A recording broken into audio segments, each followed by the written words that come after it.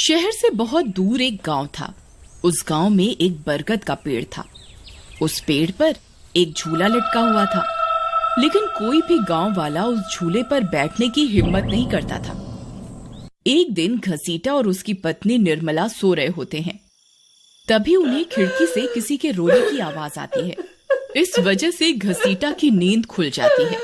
अरे ये कौन है? हे भगवान, लगता है ये आवाज उसी बरगद के पेड़ की तरफ से आ रही है। अरे निर्मला, जल्दी उठो, देखो ना, आज फिर से वही रोने की आवाज आ रही है। हे भगवान, ये रोने की आवाज तो उसी झूले की तरफ से आ रही है। तुम डरो नहीं, मैं अभी देखता हूँ। फिर घसीटा खिड़की की तरफ जाता है तो उसकी आंखें फटी की फटी रह जाती हैं। उसे झूले पर एक औरत दिखाई देती है। उसने सफेद रंग की साड़ी पहनी होती है और रो रही होती है। अरे निर्मला, जल्दी यहाँ आओ, देखो झूले पर कोई बैठा हुआ है। फिर निर्मला भी जल्दी से खिड़की की ओर जाती है और उस औरत को देखने लगती है। अजी, ये वही चुड़ैल तो नहीं जिसने इस झूले पर अपना कब्जा कर रखा है? तुम्हारा दिमाग खराब तो नहीं हो गया? वो सिर्फ एक औरत है। अजी, भला रात के 2 बजे कौन पेड़ के नीचे झूला झूलता है? अब तुम रुको, मैं अभी बाहर जाकर देखता हूँ। अरे रुको रुको, तुम्हारा दिमाग खराब तो नहीं हो गया जो खुद मौत के मुंह में मरने के लिए जाना चाहते हो? मैं आपको कहीं नहीं जाने दूंगी। तभी वह चुड़ैल अचानक से गायब हो जाती है। ये सब देखकर वे दोनों डर जाते हैं। अरे मर गए रे, ये तो गायब हो गई। मैंने आपसे कहा था ना जी, ये कोई आम औरत नहीं है। तुम सही कहती हो निर्मला, इस झूले में जरूर कोई गड़बड़ है, तभी कोई गांव वाला इसके आसपास जाने में भी डरता है। अजी, आज तक तो हमने इस झूले के बारे में सिर्फ अफवाहें ही सुनी थी। आज तो अपनी आंखों से देख लिया। मैं अब इस घर में और नहीं रहने वाली। फिर अगले दिन निर्मला का भाई अपनी पत्नी के साथ शहर से उसके घर आता है।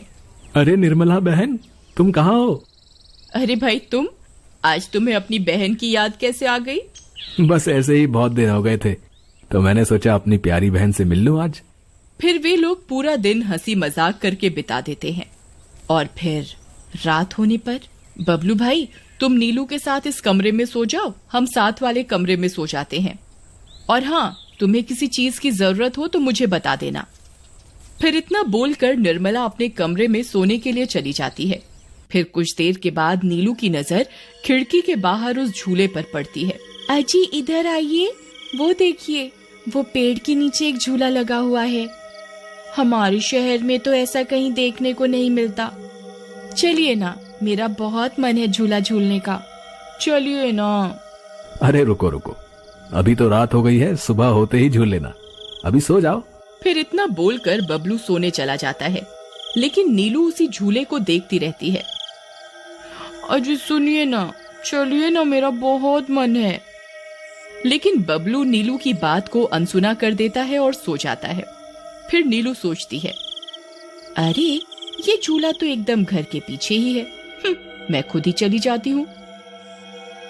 फिर इतना सोचकर नीलू घर से अकेले ही निकल पड़ती है और सीधा उस झूले के पास पहुंच जाती है। अरे वाह, जैसा मैंने सोचा था ये तो बिल्कुल वैसा ही निकला। आज तो मजा ही आ गया।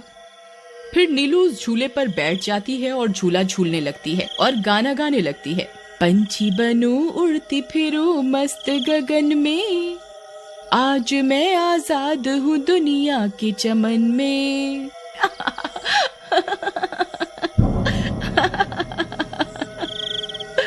अरे वाह। फिर नीलू कुछ देर रात खुशी खुशी झूला झूलती रहती है। अरे वाह, आज तो मजा ही आ गया। चलो अब घर चलती हूँ, अगर इनकी नींद खुल गई तो ये बहुत नाराज हो जाएंगे। फिर जैसे ही नीलू उस झूले से उतरने लगती है तो उसे महसूस होता है कि किसी ने उसे पकड़ कर रखा है और वो झूले से नीचे नहीं उतर पा रही। वो बहुत डर जाती है। अरे अरे, ये क्या? कौन है जिसने मुझे पकड़ कर रखा है?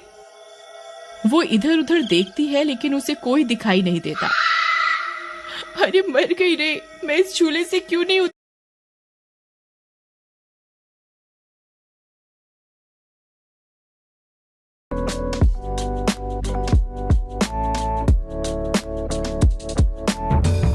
पा रही। बचाओ बचाओ, कोई है? अजी सुनते हो, मेरी मदद करो। तभी नीलू की आवाज सुनकर बबलू की नींद खुल जाती है। निर्मला और घसीटा भी उठ जाते हैं और भागते हुए बबलू के पास आते हैं। अरे बबलू, ये तो नीलू की आवाज थी ना, वो कहाँ है? तभी घसीटा की नजर उस झूले पर पड़ती है। उसे नीलू उस पेड़ के नीचे पड़ी हुई दिखाई देती है। हे भगवान, ये क्या अनर्थ हो गया? नीलू उस झूले के पास कैसे चली गई? फिर वे तीनों भागते हुए उस झूले के पास जाते हैं। उन्हें नीलू वहां बेहोश पड़ी हुई मिलती है। हे भगवान, ये तुम्हें क्या हो गया नीलू?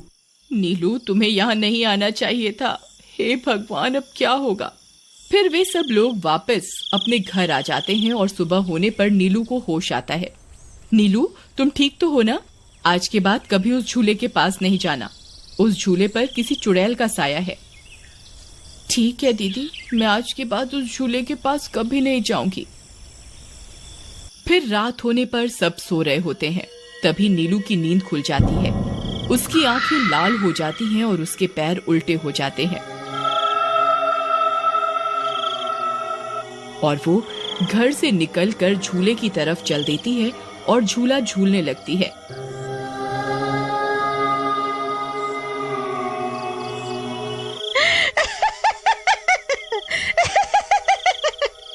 उसकी हंसी सुनकर उन सब की नींद खुल जाती है।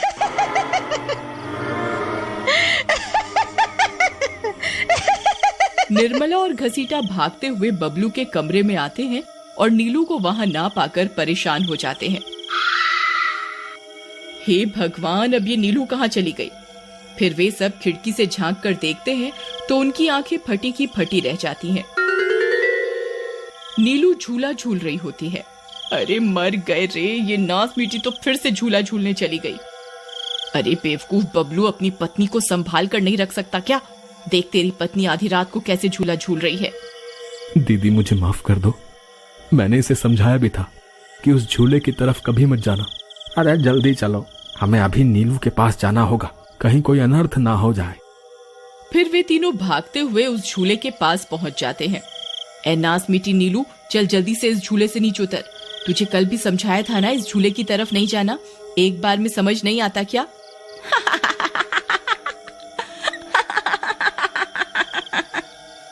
जरा इसके पैरों की तरफ तो देखो। अरे मर गए रे, ये तो चुड़ैल बन गई है।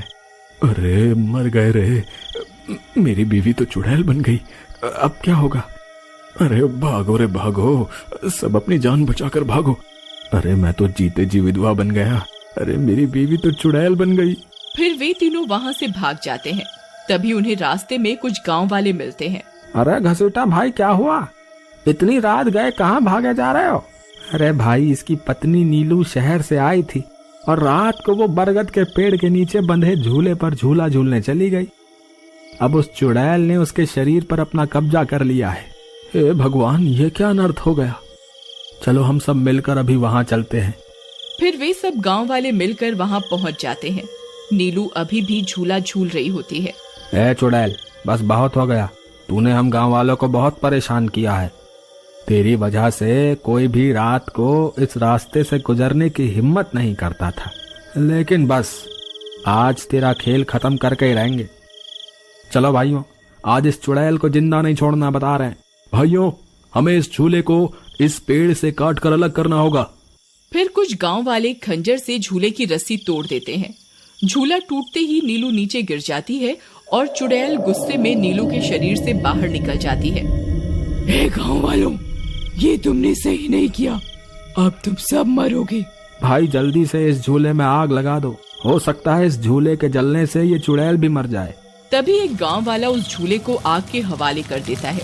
उस झूले में आग लगते ही वह चुड़ैल भी तड़पने लगती है और कुछ ही देर में वो भी जलने लगती है।